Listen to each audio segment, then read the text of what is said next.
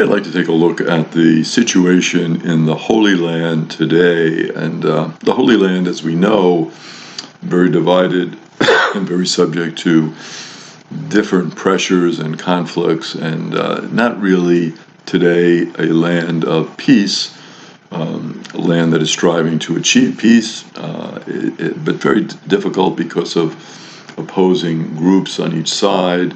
And also very difficult because of the problem of terrorism, hate groups, that type of thing.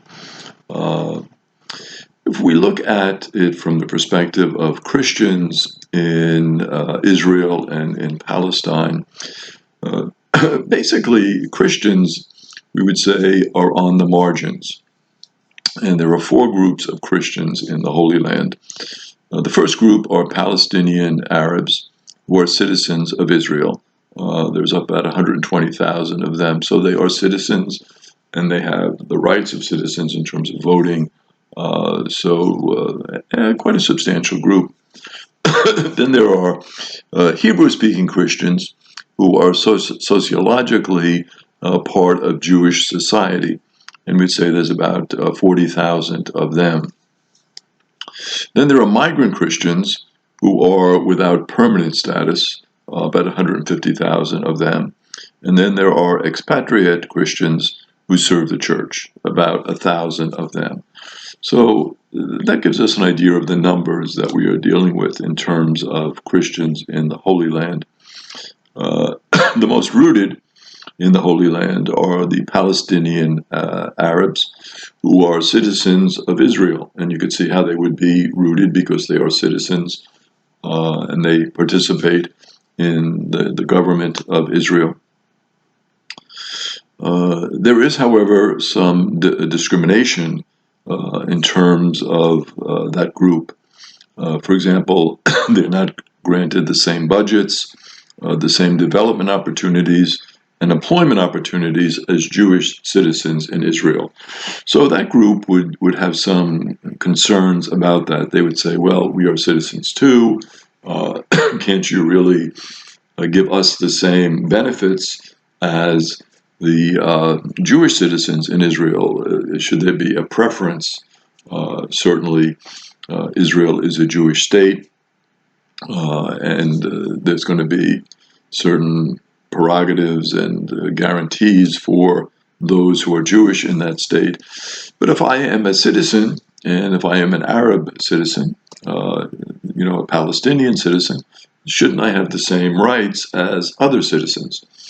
Be kind of like us in the United States if we said, well, there are going to be different levels of citizenship based on maybe your religious background or your ethnic background, and we would say that's probably not the way to go. So they're in the process really of negotiating that. Certainly they love many of the benefits of being citizens of Israel, but they're just saying, well, should we maybe expand that a bit? Should we level the playing field more? That would be the type of discussion that they would enter into. Now, if we look at the Hebrew-speaking Christians, they do not face the same type of discrimination. Again, speaking Hebrew, they're under pressure, however, to somewhat lose their Christian identity and to assimilate with what we would call the secular Jews, so those Jews that do not have as much of a religious leaning. They're secular in their outlook. And they would say, well, you're Christians, but maybe assimilating with this group would be the better route for you, but they do not face the same type of discrimination. The migrant Christians, well, they face a lot of obstacles. They face certainly poverty, they face exploitation, they face instability. So difficult being a migrant in any situation, and you face all sorts of obvious difficulties. You don't have citizenship, you don't have those types of guarantees, so a very difficult situation for the migrant Christians, certainly. Now, those who work for the church, their challenge is the mechanisms of the Israeli occupation. There's no freedom of movement. no freedom to build up an autonomous society. They're basically a very tiny number in a society that is predominantly Muslim, and of course not always sensitive, therefore, to Christian viewpoints and sensibilities. So a real challenge for those who are in that type of situation. When we look at this conflict, would we say, really, is it a religious conflict? And the answer that most commentators would give is no, it's not really a religious conflict per se. It's really more of a conflict between two national movements. The movement of Zionism. Jews, of course, were not integrated into the society initially. And they were not integrated into the society where they lived in Europe, and they faced terrible discrimination. So there was a movement to change that and say, well, let's have something better where we can have our own place, where we can thrive. And of course, that a very important aspect there. And there were 19th century national movements to create all of these different countries. And this, unfortunately, led to the Nazi genocide, and there was a call for a Jewish state as the only way out, because it seemed like there was so much discrimination, so much hatred, so much prejudice, that we needed another way, we needed another alternative, and so Zionism became that alternative. So that is the first national movement. The second movement, and in terms of this conflict of movements, is what we call the Palestinian Arab National Movement. And basically, they were fighting against the Turks, and then they were fighting against British colonialism, and they were seeking independence. So they wanted, again, to be on their own. They wanted to be able to develop their own governing bodies. First, the Turks were dominant over them. The British came in. And so now they wanted to establish, of course, their own identity. And Jewish people now were returning to their ancient homeland, the idea that this was their promised land, their special land, and you certainly can understand that, special affection for this land, following the tradition of Abraham, following the call to make this land a very beautiful land, the land of milk and honey, this beautiful promised land. And so they used the Bible, certainly, as a justification. We were given this land by God. This is part of our revelation. It's part of our faith. This is our special homeland. The Palestinians, however, including native Jews who were in Palestine before the state of Israel was established, they were the indigenous people. They were the people who were there initially.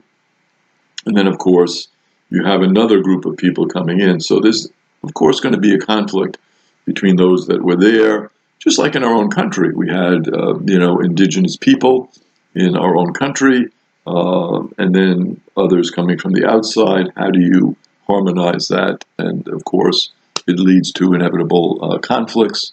Certainly you try to avoid them, ameliorate them, but that was the situation. So what is the Christian resolution of this situation? What are the Christians in the Holy Land looking to accomplish? What is their goal? What's their objective? And they would say their objective is, equality for all. Let's put everyone on the same basis. Let's put the Jewish people, the Christian people, the Islamic people, let's put them on an equal footing. And let's do that with a sense of mutual respect. Let's respect one another's tradition. Let's not try to dominate one tradition over the other, but let's have this mutual respect for one another. And let's have justice. Let's make sure our laws are just, fair for everyone, no discrimination, no prejudice. And then hopefully that all will lead to peace. So again, a sense of the progress we can make towards peace. We can do it by establishing equality for everybody, make sure there is mutual respect, and of course that is the essence of the problem today is this lack of mutual respect. And who can you trust? And who's a terrorist? Who's going to attack me? Who's going to bomb me? That type of thing. And then the sense of justice, the importance of establishing justice and fairness for all. And then hopefully, from the perspective of Christians, and of course, certainly Jewish people and Islamic people want the same objective, ultimately, a sense of peace. So let's leave it there for now. And in part two, we'll explore the different aspects of this in terms of how religion can help this situation.